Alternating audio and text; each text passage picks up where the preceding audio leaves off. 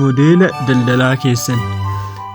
Har'a xiyyeeffannaa abbootii qabeenyaa caalatti modeela daldalaa irratti tooftaa walxaxaa dhaabbati keessan oomisha yookaan tajaajila keessan karaa bu'aa fi baasii xiqqaa qabuun maamiltoota baay'eedhaaf oomishuuf, gurguruuf fi geessuu itti fayyadamudha. Kan kee maali? Akka Jeefir Kolfin barruusa keessatti barreessetti dhaabbileen baay'een yoo hin taane baay'een isaanii modeela daldalaa durii kan gar tokkoon yookaan guutumatti dulloome hojjechaa jiru. Modeela daldalaa sirriitti daldala keessaniif bu'aa qabu akkamitti beekna? Safartuun salphaan gurgurtaa fi bu'aa kee haalanii fi tilmaamuun danda'uun dabalaa dhufuu isaati. Gurgurtaan kee kan hin jijjiiramne yookaan kan wal hin simne yoo ta'e, sadarkaan kana gadi bu'ee yoo ta'e yookaan kan kana caalu yoo gadi bu'aa jiru ta'e, modeelli daldalaa kee kana booda hojjechuu dhaabuu isaa ta'uu danda'a. Yoo kun ta'e fi ati modeela daldalaa kee hin jijjiirre, dhumni isaa beekamaadha. Innis kofaatidha. Kanaaf haala daldalaa kee ammayyeessuuf yookaan akkamitti bu'aa guddaa fi baasii xiqqaa baasuu akka dandeessu maamiltoota keetiif iddoo akkamii laachuu akka qabdu hubachuu qabda. Waa'ee biizinasii keessanii yookaan daldala keessanii yaaduun barbaachisaadha. Maalan yaada yoo jenne yaadota armaan gadii kana irratti xiyyeeffannee deebii itti laachuun nu barbaachisa.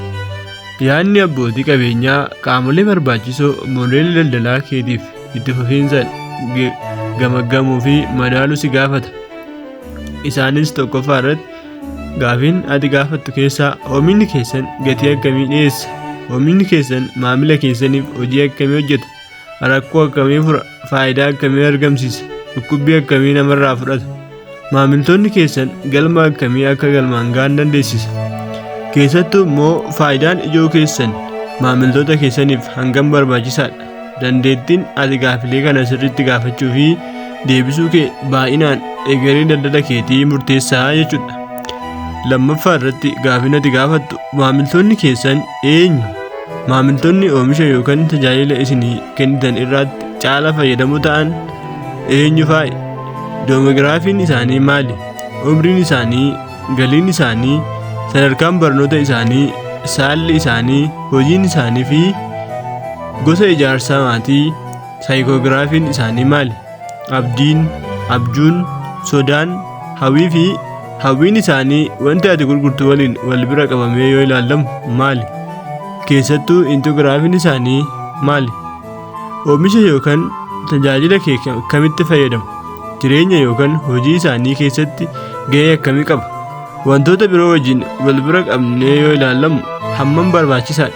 Kan jedhu gaafilee ijoowwan kanaaf deebii barbaachisaa ta'e fi yeroo fi haala isaa kan eeggate deebisuun baay'ee barbaachisaadha.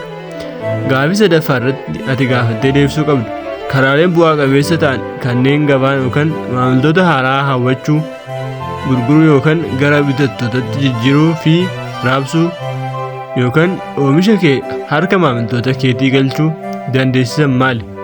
Akkamittan raabsa kan jedhu gabaabinaan jechuudha. Maamiltoota baay'ee fi kafaltii fooyya'aa qaban akkamitti hawwachuu dandeessa? Akkamitti namoota abdiiwwan hawwatuutti saffisaa fi bu'aa qabeessa ta'een gurguruu dandeessa? Akkamitti oomisha kee saffisaa fi gomsaan raabsuu dandeessa? Amazon.com meelaalli sammuu keetiin yaadi. Seerri jiru har'a waanuma hojjettu hunda gabaa ammaa qabdu keessa illee turuuf qofa waggaa tokko booda baay'ee fooyya'uu qabdi. Egaa Amazon onlaayinii irratti biyya kamittuyyuu oomisha isaa kan dhiyeessu. Yeroo tokkotti yoo gaafatte aga torbee tokkotti oomishni kee addunyaa kamirra yoo jiraatte kan si bira ga'udha.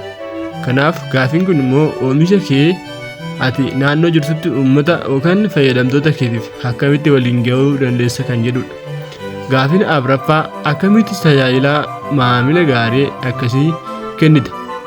Maamiltoonni kee gammadoo ta'an irra deddeebi'anii sirraa bitatanii namoota biroos akkuma sirraa bitatan akkamitti akka waaman yookaan akka affeeran taasista?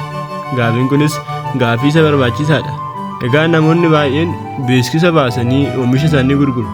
Ati garuu oomisha barbaachisaa yookaan fayyadamtoonni kee oomisha isaanii ofii isaaniitti, hiriyoota isaaniitti, maatii isaaniitti himanii akka sirraa fayyadamaniif oomisha keetirratti akkamitti akka xiyyeeffattu kan gaafatudha.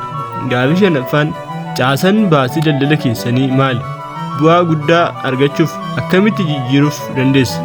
Qulqullina sadarkaa olaanaa wal fakkaatu garuu baasii hojii xiqqaadhaan dhiyeessuu akka dandeessuuf akkamitti hojiiwwan tokko hojii alatti kennuu xiqqeessuu yookaan dhabamsiisuu dandeessa kan jedhu gaaffiiwwan baay'ee irra deddeebi'ee namni biizinesii yookaan hojii daldalaa mataasaa hojjetu tokko deebisuu qabudha.